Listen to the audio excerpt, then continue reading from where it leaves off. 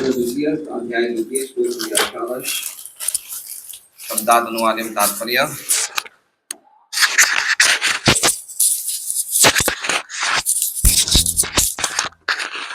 मूर्ति श्री श्रीमद अभय चरणारविंद भक्तिवेदांत स्वामी प्रभुपाद द्वारा परम पदम वैष्णवमामनन्ति तत् यन्नेति नेति यदत् सुशिक्षवः विसृज्य दौरात्म्यमनन्य सौहृदः हृदोपगूयार पदम पदे पदे।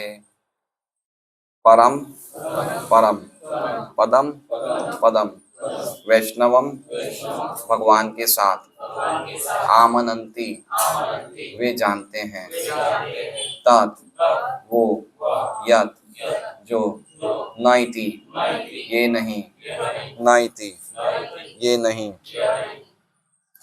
इति इस प्रकार अतत ईश्वर विहीन उत्श्री सक्षवः जो बचना चाहते हैं विसृज्य पूर्ण रूप से त्याग कर दौरात्म्यम जटिलताएं अनन्य पूर्णतया सौहृदा उत्तम अभिलाषा से हृदय उपगूय हृदय में धारण करके अर्ह एकमात्र पूज्य पदम चरण कमल पदे पदे क्षण क्षण में। अनुवाद। योगी जन ईश्वर विहीन प्रत्येक वस्तु से बचना चाहते हैं क्योंकि उन्हें उस परम स्थिति का पता है जिसमें प्रत्येक वस्तु भगवान विष्णु से संबंधित है। अतः वो शुद्ध भक्त जो कि भगवान से पूर्ण ऐक्य रखता है जटिलताएं उत्पन्न नहीं करता अपितु भगवान के चरण कमलों को हृदय में धारण करके उनकी प्रत्येक क्षण पूजा करता है। ओम अज्ञानतिमिरान्धस्य ज्ञानाञ्जनशलाकया चक्षुरुन्मीलितं येन तस्मै श्रीगुरवे नमः। नाम श्रेष्ठमनुमभि शचीपुत्रमत्प्रस्वरूपं रूपं तस्याग्रजमुरुपुरीं मातुरीं गोष्ठवाटिं राधाकुण्डं गिरिवरम् अहो राधिका माधवाशां प्राप्तो यस्य प्रतिकृपया श्रीगुरुं तं नतोऽस्मि। वन्देऽहं श्रीगुरोः श्रीयुतः पदकमलं श्रीगुरून् वैष्णवांश्च श्रीरूपं सग्रजातं सहगण्डगुणाथान्वितं तं सजीवं साद्वैतं सावधूतं परिजनसहितं कृष्ण चैतन्यदेवं श्रीराधा कृष्णपादान् सहगणललिता श्रीविशाखान्वितां च। गुरु कृष्ण भगवान तिने स्मरणोय विघ्नविनाशाय स्वयं जीवांशित पुराण। हरे कृष्णा कृष्णा कृष्णा हरे हरे हरे राम राम राम हरे हरे। सभी भक्तों का भागवतम क्लास में स्वागत है। तो कल के श्लोक में हमने देखा था कि किस प्रकार जिस व्यक्ति को लब्धोपशांति की अवस्था प्राप्त होती है वो किस तरह से कोई भी चीज उस पर प्रभाव नहीं कर पाती है। क्या क्या चीजें प्रभाव नहीं कर पाती है? हाँ हाँ सामान्य जीव प्रभाव नहीं कर पाते। हाँ तीनों गुण प्रभाव नहीं कर पाते। हाँ प्रकृति की अव्यवस्था भी प्रधान भी प्रभाव नहीं कर पाती और तीनों विकार भी प्रभाव नहीं। तीनों विकार अहंकार के तीनों विकार भी प्रभाव नहीं कर पाते। उपाधि की अवस्था प्राप्त होती है। हाँ बहुत सुंदर।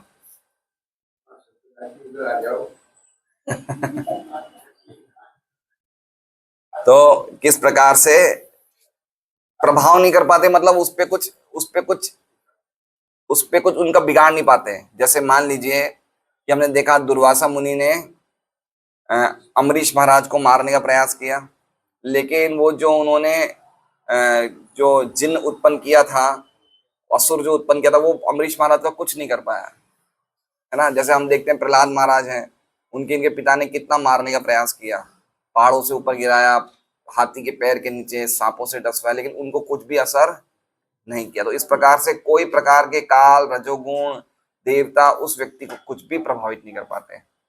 तो अब प्रश्न आएगा कि ऐसी स्थिति क्यों प्रभाव नहीं कर पाते हैं? समझ रहे हैं? ऐसी स्थिति कैसे प्राप्त कर ली? समझ रहे हैं बात को? हमें हमें प्रश्न समझना चाहिए ना कि क्यों प्रभाव, ऐसा क्या उसने किया जिससे प्रभाव नहीं कर पाते, क्यों उस पे प्रकृति के 3 गुण प्रभाव नहीं कर पा रहे उस व्यक्ति पे। तो उसका जवाब आज के श्लोक में समझ रहे हैं। क्यों? लब्धोप शांति जिसने प्राप्त करी उसके लक्षण बताए गए थे कि उस पे काल प्रभाव नहीं कर पाता, देवता प्रभाव नहीं कर पाते हैं, वो परम आनंद की स्थिति को प्राप्त कर लेता है। लेकिन क्यों ऐसा हो रहा है, क्यों नहीं प्रभाव कर पाते, वो आज के श्लोक में है। ठीक है, तो परम पदम वैष्णव मामनंती तत्। परम पदम, परम पदम मतलब क्योंकि वो व्यक्ति सर्वश्रेष्ठ, वो व्यक्ति जो योगी जिसने लब्धोप शांति अवस्था प्राप्त कर ली है, परम आनंद की अवस्था प्राप्त कर ली है, वो परम मानने, वो मानने लग गया। क्या मानने लग गया? सर्वश्रेष्ठ। परम का अर्थ क्या हो गया? सर्वश्रेष्ठ। किसको मानता है? तो कह रहे हैं वैष्णव पदम को सर्वश्रेष्ठ मानता है। वैष्णव पदम मतलब समझ रहे हैं? भगवान श्री कृष्ण के चरण कमलों को सर्वश्रेष्ठ मानता है। दूसरे शब्दों में भगवान श्री कृष्ण के चरण कमल या फिर उनसे संबंधित कोई भी चीज या फिर भगवान के धाम, उनको क्या मानता है? श्रेष्ठ मानता है, सर्वश्रेष्ठ मानता है। परम पदम वैष्णवम आमनंती, वो जान गया है कि सबसे सर्वश्रेष्ठ चीज क्या है जगत में? भगवान के धाम या भगवान के चरण कमल, वो जान गया है। तद मतलब वो व्यक्ति, वो योगी जान गया है। क्या जान गया है? कि भगवान श्री कृष्ण के चरण कमल सर्वश्रेष्ठ हैं, इसलिए उस पे कोई चीजें कार्य नहीं कर पा रही। हम लोग ये चीज नहीं जानते हैं, हम लोग नहीं जानते हैं, हम लोग जानते हैं लेकिन मानते नहीं हैं। समझ रहे हैं? भगवान कृष्ण सर्वश्रेष्ठ है, हमने सुना तो है, लेकिन अभी भी हृदय में हमारा कुछ मानना बाकी रह गया है। इसलिए तो देवताओं की पूजा की तरफ हम आकर्षित होते हैं। आप समझ रहे हैं? अभी भी हम लोगों को सुना है कि भगवान श्री कृष्ण परम पदम है, उनके चरण सर्वश्रेष्ठ है, वो सर्वश्रेष्ठ है, लेकिन फिर भी हमें कुछ ना कुछ दूसरे अन्य लोगों के प्रति भी हमारे मन में कुछ ना कुछ भावनाएं अंदर रहती है। लेकिन जो व्यक्ति ये मान गया है और ये जान भी गया है कि भगवान श्री कृष्ण के चरण कमलों के अलावा और सबसे सर्वश्रेष्ठ वो ही है, वो व्यक्ति पे प्रकृति के 3 गुण असर नहीं कर पाते। तो पहली लाइन का अर्थ समझ गए? परम पदम वैष्णवम आमनंती तत्। आमनंती मतलब समझ रहे हैं? आमनंती का अर्थ क्या हो गया? जान गए। क्या जान गए? क्या जान गए? भगवान श्री कृष्ण के चरण कमल सर्वश्रेष्ठ हैं, ये जान गए। ठीक है, अब जब कोई चीज हम जान जाते हैं ना, तो कोई चीज जो नहीं होती है उसको हमें रिजेक्ट भी करना चाहिए। समझ रहे बात को? देखिए, 2 चीज है, एक तो हमें ये पता होना चाहिए कि क्या सही है, और एक ये भी साथ में पता होना चाहिए क्या गलत है। समझ रहे हैं? सार क्या है वो भी जानना चाहिए और असार क्या है वो भी जानना चाहिए। खाली सार सार जान गए लेकिन असार नहीं जाने तो भी काम नहीं बनेगा। इसलिए पहली लाइन में क्या लिखा है कि योगी जान गया है कि भगवान श्री विष्णु के, भगवान श्री कृष्ण के चरण कमल ही सर्वश्रेष्ठ है, वो जान गया है। फिर वो क्या करता है? यन नेति नेति इति अतत। पहले ये 4 शब्द इसमें है, यन नेति नेति इति अतत। देखिए उसमें 2 शब्द मिले हुए आपस में, वर्ड्स। यन नेति, नेति नेति 2 बार है, फिर है इति, फिर है अतत, फिर है उत्सि सक्षवः, ऐसे पूरा लाइन है। तो क्या समझ जाता है? यन, यन मतलब वो चीजें, वो चीजें अतद, अतद मतलब जो ईश्वर विहीन है। अतद का मतलब समझ रहे हैं? प्रभुपाद शब्दों में क्या लिख रहे हैं देखिए, ईश्वर विहीन।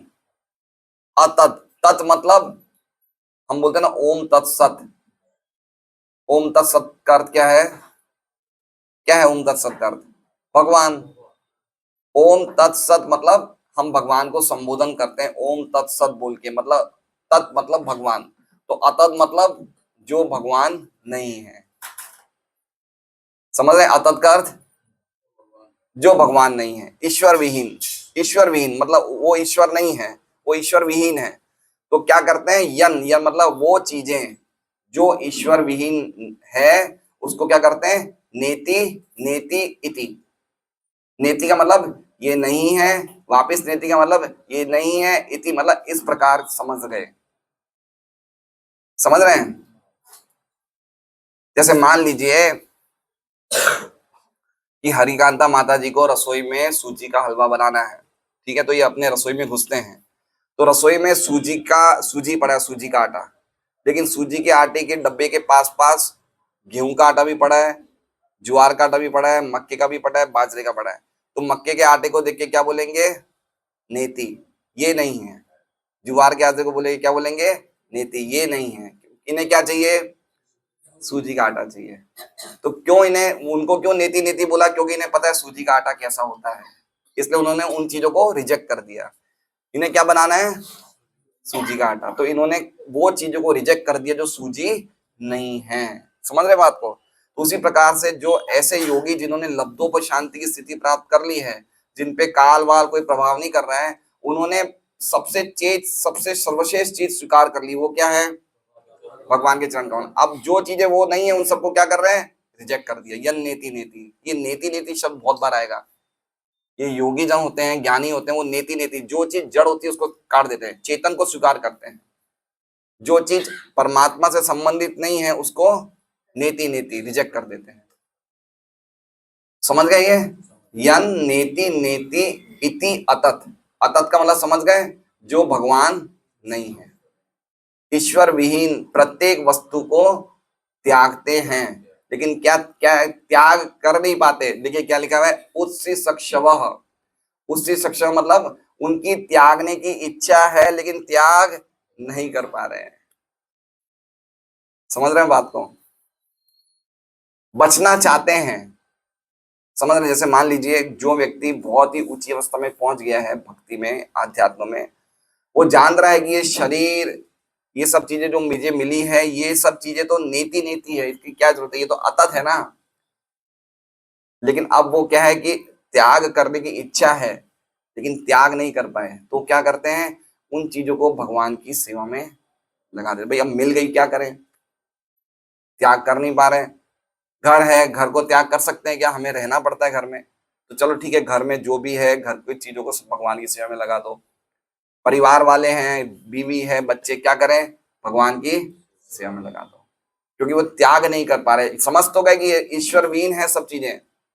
आज उन्होंने क्या चीज स्वीकार कर ली? भगवान के चरण कमलों को स्वीकार कर लिया, सर्वश्रेष्ठ मान लिया, तो उसके अलावा उनको सब कुछ चीज क्या लगती है?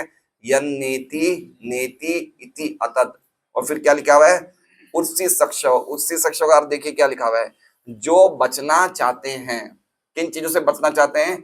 ईश्वर विहीन प्रत्येक वस्तु से जो बचना चाहते हैं। समझ रहे हैं आप? ईश्वर विहीन प्रत्येक वस्तु से जो जो उसको बचने की इच्छा है, उनको बचने की इच्छा है, त्यागने की इच्छा है, त्यागा नहीं है, इच्छा है। क्या हमें भक्ति करते करते लग रहा है कि हमें काफी चीजें हमने ऐसी मोल ले रखी है जिसकी हमें त्यागने की इच्छा, लेकिन त्याग नहीं कर पा रहे? लग रहा है ऐसा? लग रहा है हमारा ऐसा लग रहा है ना? बहुत सारी चीजें ना हम देख रहे हैं कि हम त्याग नहीं कर पा रहे, लेकिन हमें यह भी पता है कि ये हमारी आवश्यकता नहीं है, त्यागने की इच्छा है। तो कितना प्रैक्टिकल श्लोक है ये, कि हम देख रहे हैं कि हमें उससे बचना है, बचना चाहते हैं लेकिन बच नहीं पा रहे, तो हम क्या करते हैं? उसे भगवान की सेवा में लगा लेते हैं। ये असली वैष्णव। देखिए रूप गोस्वामी ने वैराग्य का अर्थ क्या बताया? युक्त वैराग्य का अर्थ क्या बताया रूप गोस्वामी ने? अनासक्तस्य विषयान यथारम उपयुञ्जते निर्बंध कृष्ण संबंधे युक्तम वैराग्यम उच्यते। कोई चीज को बिना आसक्ति के ग्रहण करो, क्योंकि वो चीज आपके पास है, तो उसको कैसे? अनासक्तस्य विषयान, विषयान मतलब इंद्रिय विषय की चीजों को कैसे ग्रहण करें? बिना आसक्ति के, बिना आसक्ति के। और क्या करें? यथारम उपयुक्त, जितना आपको यूज करने करिए। निर्बंध कृष्ण संबंध, उनका संबंध जानिए, उनका संबंध किससे है? कृष्ण से।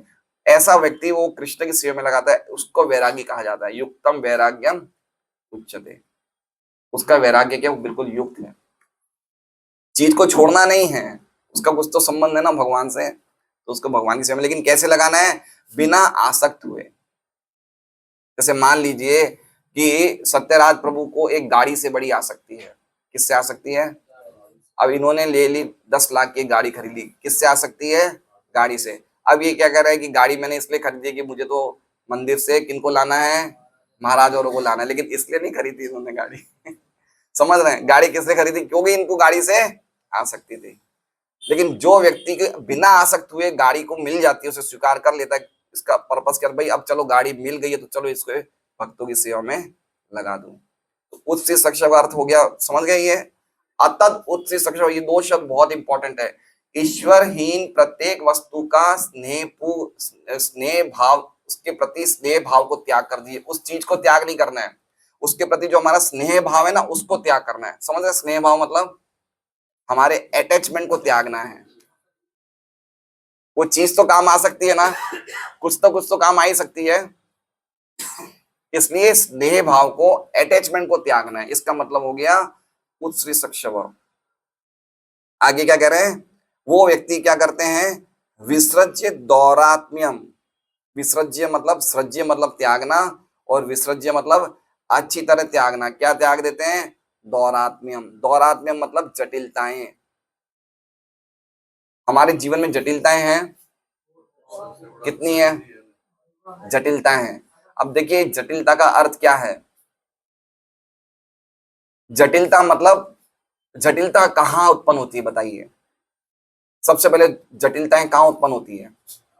हमारे विचारों में, हमारे मन में जटिलता वहां होती है। इसलिए देखिए प्रभुपाद ने शब्द का अर्थ क्या दिया है। शब्द का मतलब क्या है?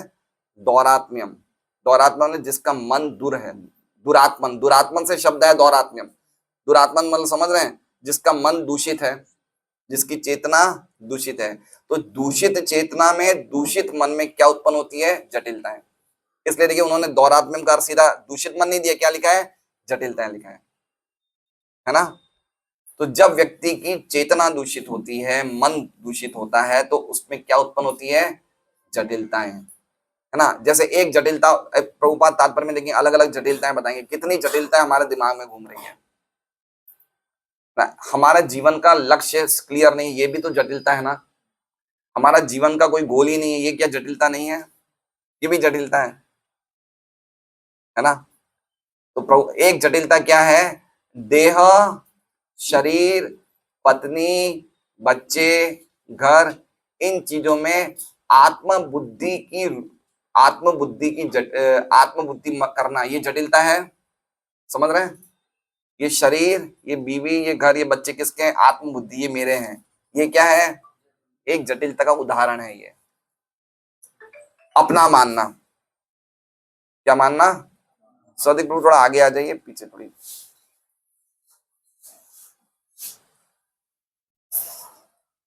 तो ये जटिलताओं को क्या करता है योगी? क्या करता है?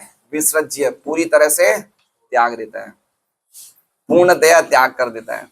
जब तक हमारे मन में जटिलताएं रहेंगी तब तक हमारा जीवन का लक्ष्य निर्धारित नहीं रहेगा, और जब तक जीवन का लक्ष्य निर्धारित नहीं रहेगा, हम भक्ति करते हुए भी संतुष्ट नहीं रहेंगे।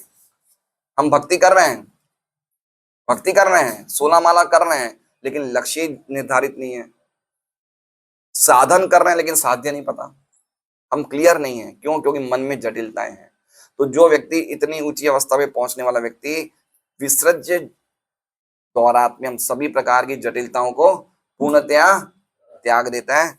और कैसे बन जाता है? अनन्य सौहृदा। अनन्य सौहृदा मतलब अच्छी तरह से सौहृदा हो जाता है। सौहृदा का मतलब क्या होता है? सौहृदा मतलब अच्छी इच्छा वाला हो जाता है। प्रभुपाद क्या लिख रहे हैं? उत्तम अभिलाषा। अनन्य मतलब पूर्णतया, पूरी तरह से, पूर्णतया अनन्य मतलब पूरी तरह से अच्छी इच्छा वाला हो जाता है। उत्तम अभिलाषा, क्या उत्तम अभिलाषा है? कि श्री कृष्ण के अलावा मेरा और कोई अन्य सूरत नहीं है। मेरे सबसे बड़े शुभचिंतक कौन है? श्री कृष्ण है। ये उसकी मन की इच्छा हो जाती है, इसलिए कह रहे हैं उत्तम अभिलाषा। सबसे बड़ी अभिलाषा कौन सी है? कि श्री कृष्ण के अलावा मेरा सबसे अच्छा और कोई दूसरा शुभचिंतक नहीं है। ये उसकी अनन्य सौरार्थ भावना हो जाती है। तो जब ऐसी भावना हो जाती है उसकी, तो क्या करता है? तो कह रहे हैं हृदोपगूय। हृदय, हृदय मतलब हार्ट, उपगूय मतलब धारण करता है, या समझ लीजिए हृदय में आलिंगन करता है ना। जैसे मान लीजिए कोई किसी के छोटा बच्चा होता है, 2-4 महीने का बच्चा होता है, तो माँ बाप को क्या लगता है या कोई बड़े बुजुर्ग को क्या लगता है कि एक बार मैं उसे हृदय से लगाऊं, अच्छा लगता है ना। कितना छोटा बच्चा है हृदय में, तो क्या कह रहे हैं, हृदयोपगूह्य, वो हृदय में क्या करते हैं, धारण करते हैं। कौन हृदय में धारण करते हैं, योगी जन। हृदयोपगूह्य मतलब हृदय में आलिंगन करते हैं। किसको करते हैं, अर्ह। देखिए गुह्य के आगे एक शब्द है अर्ह, अर्ह देखा आपने, गुह्या और पदम के बीच में एक शब्द है अर्ह। अर्ह का मतलब क्या हो गया, अर्हण, अर्हण का मतलब होता है पूजा करना, तो अर्ह का मतलब एकमात्र पूज्य। तो क्यों वो हृदय में चरणों को धारण कर रहा है, क्योंकि वो चरण कौन है, भगवान श्री कृष्ण के चरण जो है एकमात्र पूज्य हैं, उनसे बढ़कर और कोई पूज्य वस्तु नहीं है। तो क्या करते हैं वो भगवान, पदम, पदम मतलब श्री कृष्ण के चरण कमल, श्री कृष्ण के चरण कमल वो योगी अपने हृदय में धारण करता है, क्योंकि वो ही एकमात्र पूज्य वस्तु है। कब धारण करता है, दिन में एक बार तो कह रहे नहीं, पदे पदे, हर एक क्षण में, हर एक क्षण में वो भगवान के हृदय कमलों को, अपने भगवान के चरण कमलों को अपने हृदय से धारण करता है, आलिंगन करता है। तो ये भगवान के शुद्ध भक्त का लक्षण है कि जब वो भगवान की भक्ति को प्राप्त करता है, वो भगवान के बिना रह ही नहीं सकता है।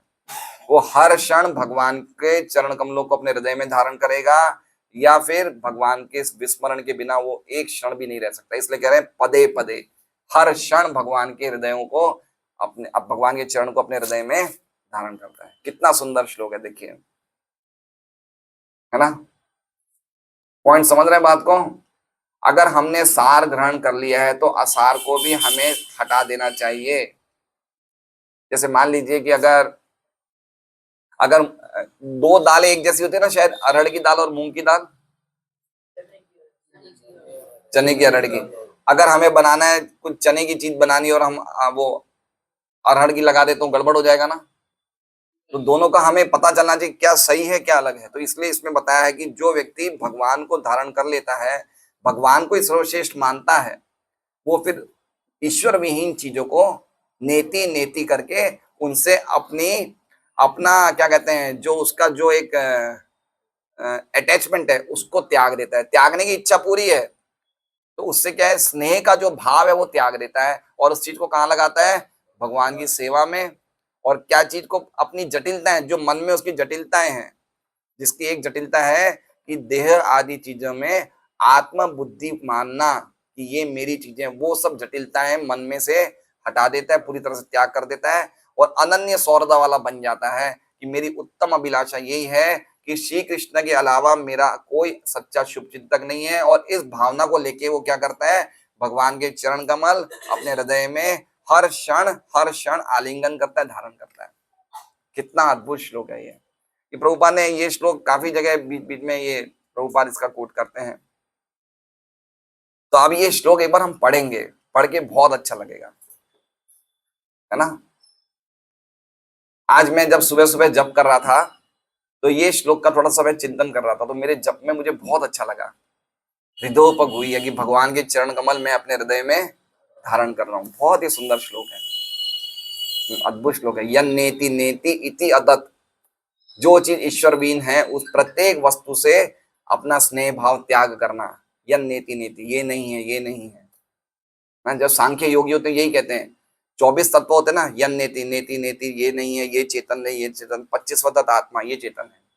तो जो जड़ चीजें उनको हटा दी। तो हमें जीवन में देखना चाहिए, जो चीज जरूरत नहीं हटाओ हटाओ, वाइंड अप करो। ये सब क्या है, हम क्या कर रहे हैं, भक्ति भी कर रहे हैं, साथ में नेति नेति नहीं कर पा रहे, खाली इति इति कर पा रहे, आओ आओ, नेति नेति नहीं कर पा रहे। तो क्या हो रहा है, वो सब मिश्रण हो रहा है।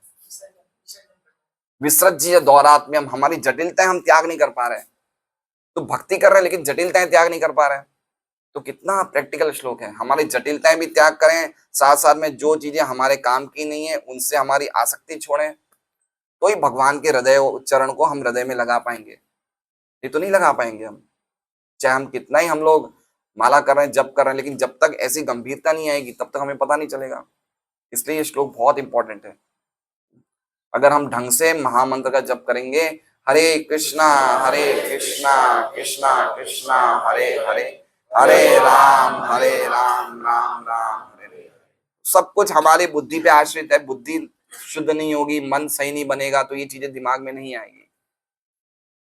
तो हम एक बार ये श्लोक बोलते हैं, उच्चारण करते हैं सब साथ में। परम पदम वैष्णवमानन्ति तत् यन्नेति नेति इति अदत्शिक्षवः विसृज्य दौरात्म्यमनन्य सौहृदा हृदोपगूह्यारहर पदम पदे पदे। बहुत ही अच्छा श्लोक है, अद्भुत श्लोक है ये। श्रीधर स्वामी की टीका हम देखते हैं। यन नेति, नेति का मतलब बता रहे हैं जो चीज आत्मा से अलग है। क्या बता रहे हैं? जो चीज आत्मा से अलग है उन चीजों को, सभी चीजों को त्यागने की इच्छा वाला उससे सक्षम। क्या कह रहे हैं? जो चीजें आत्मा से अलग है, भगवान से अलग है, उन चीजों को त्यागने की इच्छा करने वाला। आगे कह रहे हैं दौरात्म्यम का अर्थ देहादि में आत्म बुद्धि को त्यागने वाला। देहादि में आत्म बुद्धि मतलब समझ रहे हैं, ये शरीर मैं हूं या मेरा है, ये आत्म बुद्धि हुई ना। देह आत्म बुद्धि, देह को अपना मानना या मैं ही देह हूं, तो उस जटिलता को त्यागना। अरहस्य का अर्थ बता रहे हैं पूजनीय विष्णु चरण। अरहस्य शब्द कहां पे है? हृदोपगुह्य के बाद अरह शब्द है, तो उसका मतलब क्या है? भगवान श्री विष्णु के चरण जो पूजनीय हैं। पदे पदे का अर्थ बताएं क्षण क्षण, और हृदय से उपगुह्य, उपगुह्य का अर्थ ये बता रहे हैं श्रीधर स्वामी आलिंगन करना। प्रभुपाद धारण करना लिख रहे हैं, तो एक ही है, कोई अंतर नहीं है। आलिंगन करना है ना। हम लोग किसको आलिंगन कर रहे हैं? पिक्चर आई थी आ गले लग जा।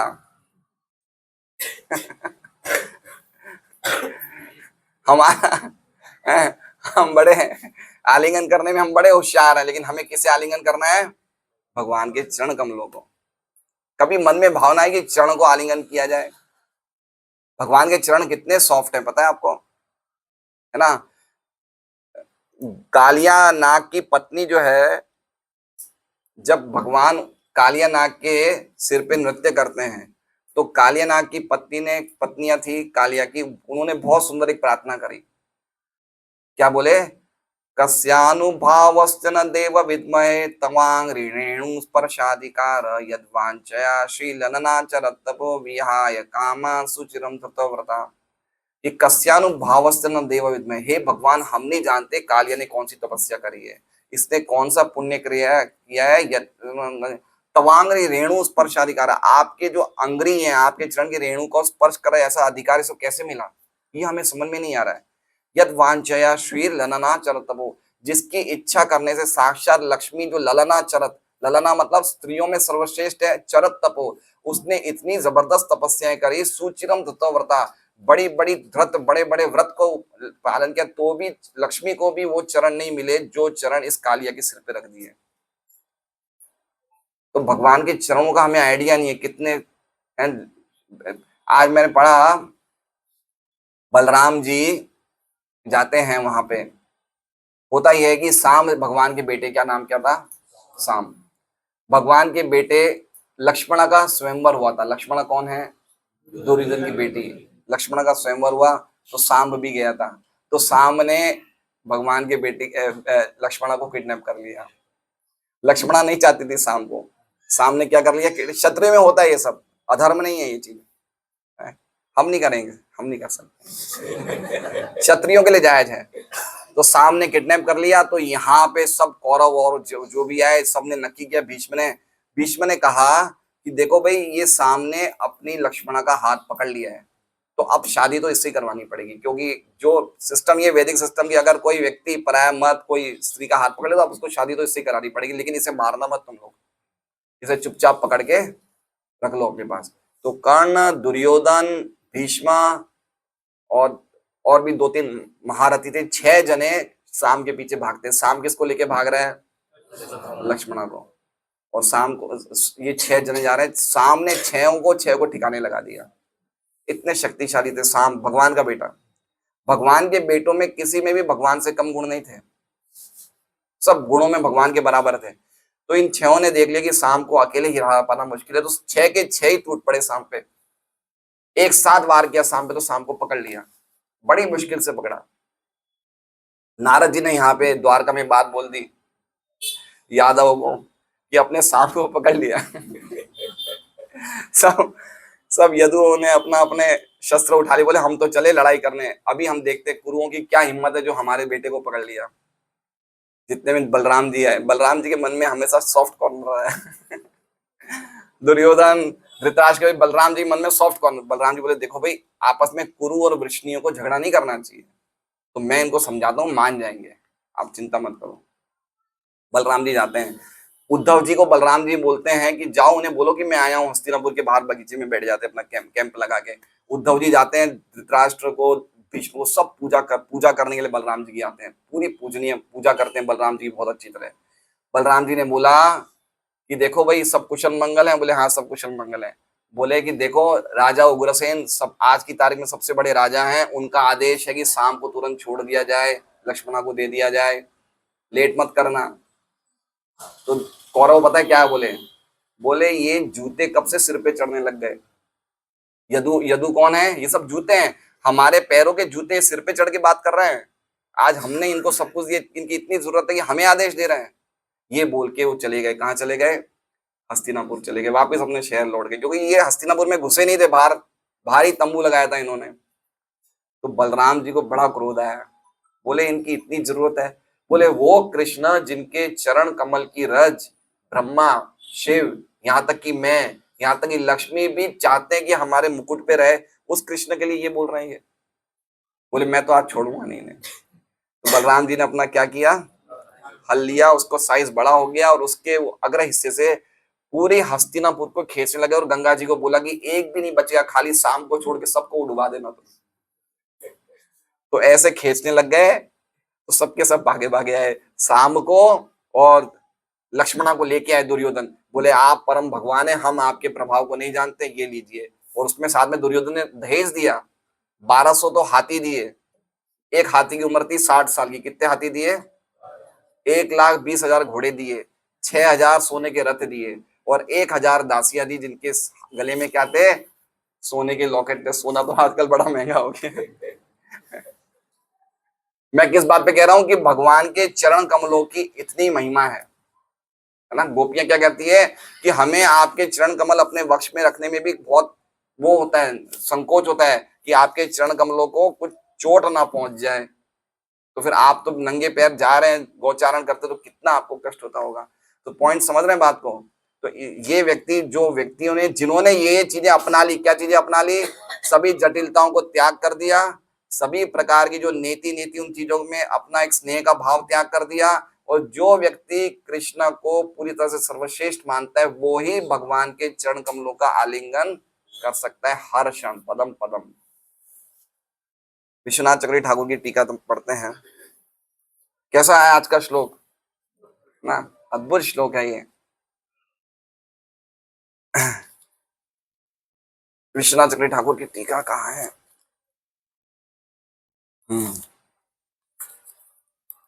सबसे पहले कह रहे विश्वनाथ चक्रवर्ती ठाकुर की गुण, उस व्यक्ति का गुण कोई प्रभाव क्यों नहीं कर पाते? तो उसके लिए कहा है